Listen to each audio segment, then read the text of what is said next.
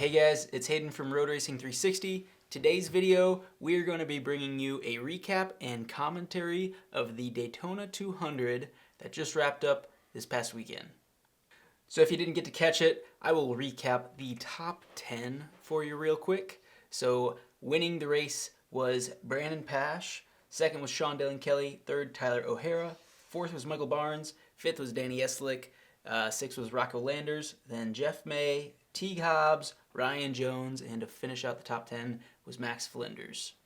Now, that is the super short version of the recap for the Daytona 200. Stick around, let me tell you how the race went. So obviously, everything starts with the green flag. Racing got underway, and we saw a freight train, which is typical at Daytona, of about 4 to 5 riders for the first part of the race.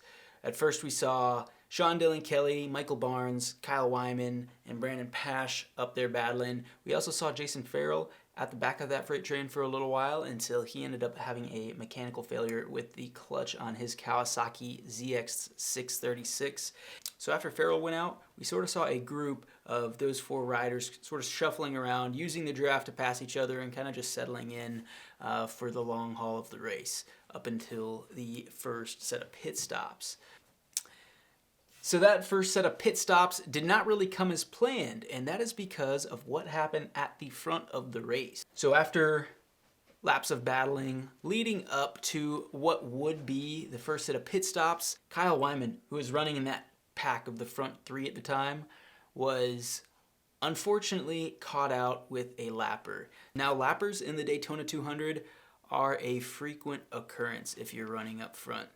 The disparity from the guys at the back of the grid to the guys at the front is pretty massive. So we were seeing guys catch lappers within the first, it seemed like 10 laps or so. And mind you, this is a track that takes nearly 2 minutes to get around. So there was quite the difference in closing speed and just pace between the guys at the front and the guys they were catching. So what ends up happening is Kyle ends up getting into the back end of a lapper, and that ends up taking him down. Where it happened was at the first part of the track in the infield of Daytona, where you come off the banking, you make a left-hand corner, and it's got a little bit of a switchback. Well, during those switchbacks in the straight leading to the first horseshoe, that's where it all happened. Kyle went down and ended up staying down long enough to cause a red flag. His bike and himself were in a less than ideal spot to be if you crash. And it's a relatively uncommon spot to crash considering it was pretty much on a straightaway. So during that red flag, in the rules for the 200, you can work on the bike, which means they were able to get the first set of pit stops done around lap 18 when the race was stopped. So that sort of took care of the issue of who would get out of the pits first, which tends to separate the pack a little bit. Now, due to this, we also had a restart, and the restart would bring everybody back closer. So for some of the guys that had maybe some pace to run up front or maybe needed to make some suspension changes, this was their second shot to sort of get up front and mix it up and hopefully contest for a win. So after the restart, we did see some riders that were in that second pack fight their way up to the front and start battling. Of course, we still saw Sean Dillon Kelly, Brandon Pash, and Michael Barnes up towards the front, but we also saw Tyler O'Hara lead the race as well as Teague Hobbs. Now, in that pack, there were some other guys that were close for a lot of that, and it really was just mixing around so much due to the nature of Daytona and how racing goes there that it was really hard to keep track of who was where in what exact position because it was bound to switch come the next set of straightaway or NASCAR turn.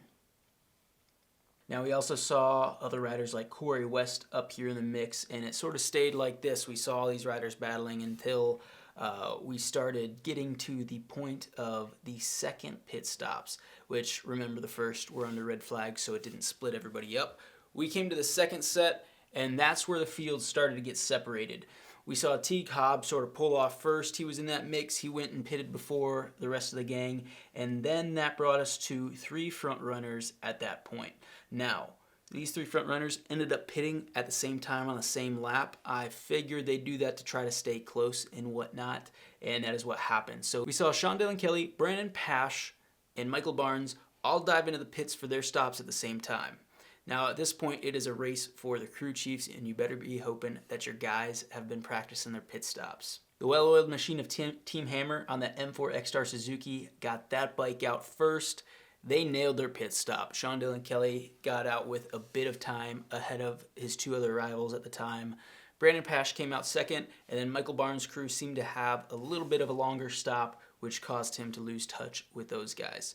So coming into the last part of the race, that meant we had Sean Dylan Kelly out front, and with a little bit of a gap. He actually had about a 5 to 6 second gap for the last 20 laps or so. So at that point, I was sort of thinking that it was Sean's race to win. I mean, he was ahead by 6 seconds. He had been fastest. He had qualified on pole, so there was no reason I didn't think he'd be able to manage that gap. But on the other hand, Brandon Pash is an incredibly talented rider and has incredible racecraft. And considering he was only 5 to 6 seconds back, he was able to see Sean Dylan Kelly up ahead of him for most of that race. So he was able to push a little bit harder and consistently was clicking off laps in the 1:49 lap time range, which was faster than anybody else on track. So slowly you could see the gap closing. He was trying to catch lappers at the right time, trying to plan ahead, and kept pushing. So there's a couple instances where I was worried he was pushing too hard and he was going to push his tires to the limit.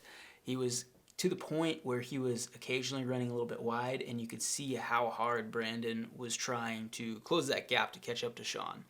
All those laps at the Supermoto track for Brandon obviously paid off because that gap continued to shrink. So with about 7 laps or so, he closed that gap to be within about a second, which meant that he was able to latch onto the draft and kind of stay there. So I was wondering if Sean and Brandon would dice it up a bit and maybe get some practice runs leading up to the very last lap to see what they'd be able to do and plan. Brandon actually had a different strategy. He showed a lot of racecraft and played this about as perfectly as you can. So you would see him pull up in the draft right behind Sean, and then obviously let up just enough to where he'd stay right on his back wheel, but not let up. And there's a couple instances with a couple laps to go where lappers sort of separated them a little bit, and Brandon would have to push a little bit harder to catch back up. So coming into the chicane on the last lap, you could see where Brandon was really, really strong coming in the chicane and was able to close that gap well enough to where he was going to be able to get the draft and hopefully time this perfectly. And that is exactly what he did. Coming out of NASCAR 4, so we saw him pull out at the exact perfect moment, take the win by 0.030 seconds to take his first Daytona 200 victory.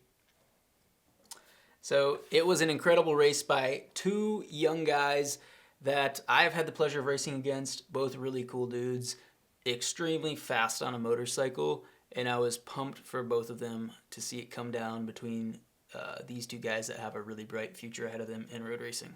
Now, if you watch any Moto America racing, you will remember that both of these guys were 2 of the 3 front runners that we saw in the Moto America Supersport class last year, and were able to get it done.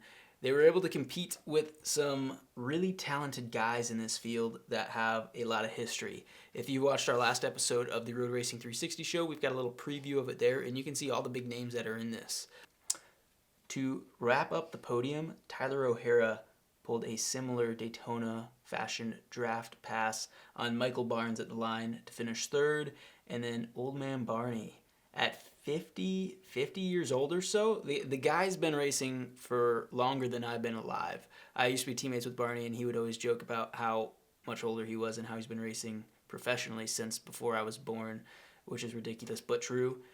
The man still got it. He was running up front. He led the races at time and was able to nearly put it on the podium against all these guys that are teenagers or in their 20s, young dudes, he still got it. So it was really great to see Michael Barnes be competitive. Another guy I was impressed by was T. Hobbs. After the restart, he was able to push really hard and put it up there in the front.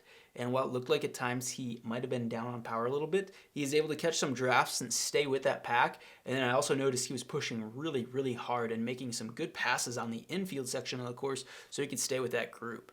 Teague's another racer that I actually raced against a bit in the Twins Cup class last year and had some good battles with.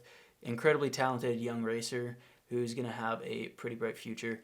It was awesome to see him sticking it up there on his Yamaha R6. Another guy that it was cool to see come over was Michael Dunlop. Seeing an Isle of Man, a TT legend like that come over to America to race the Daytona 200 was incredible. From what it seemed like from afar, it seemed like he had some issues with some mechanical deals on his bike.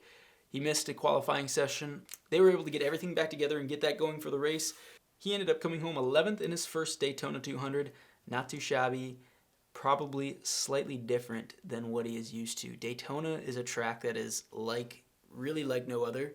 If you haven't experienced it before, they only race there twice a year. So if you get a chance, go try Daytona. It's just, like I said, it's not comparable to really any other track that you race.